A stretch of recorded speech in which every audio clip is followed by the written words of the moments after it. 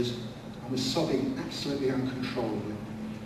And I had one of those strange, surreal thoughts that even now I'm a bit embarrassed about.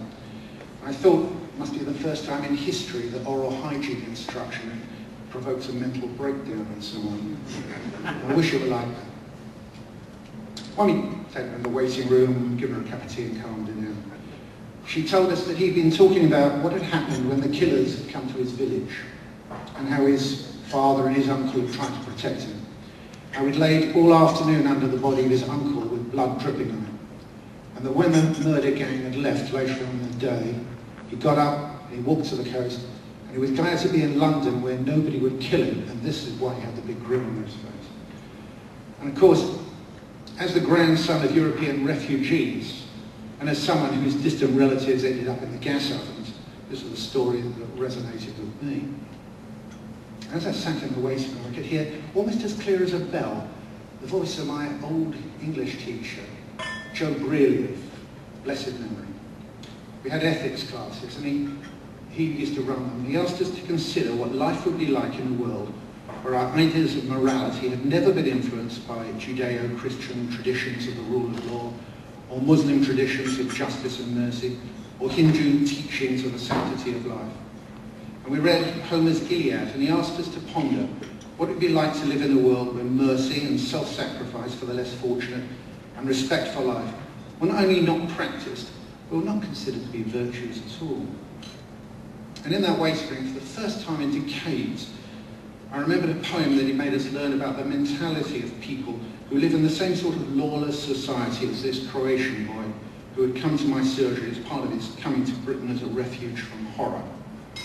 Part of W.H. Auden's Shield of Achilles, and it speaks of the life of a street urchin in ancient Greece.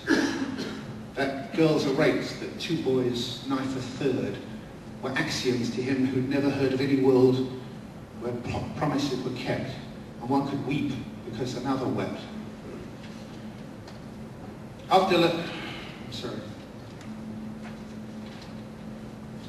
Well, my great-grandparents lived in such a society. And so did many of yours. And I've never forgotten their debt of gratitude to Britain, which provided a refuge for them and saved them from gas ovens. And so, since I met the Croatian boy, I've tried to emphasize my treatment of refugees and asylum seekers, and I know that many in our profession do the same. We're doing the best we can in a professional way for the most deprived people in the country, and we should be proud of it.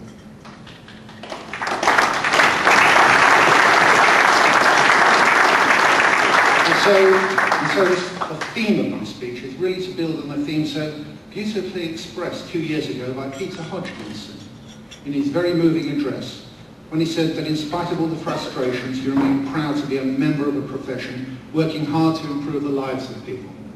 But more than that, to extend that pride of profession to a respect for our institutions, sometimes incompetent, but at least well-meaning, and where even the merest hint of corruption is seen as an anathema. And to extend that respect to a love of our country, often traduced as uncaring and arrogant, yet for hundreds of years, a refuge for people like my forebears, and still a light amongst the nations.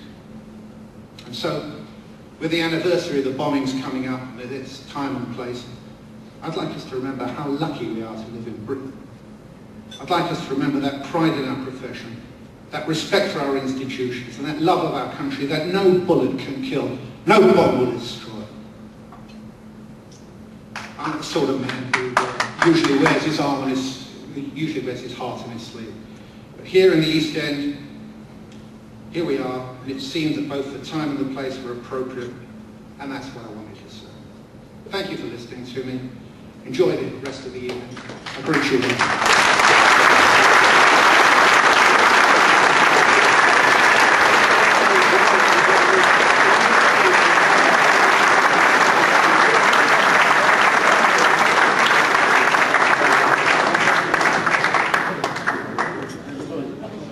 I now claim your attention for Sir Paul Beresford, Member of Parliament for Moldau.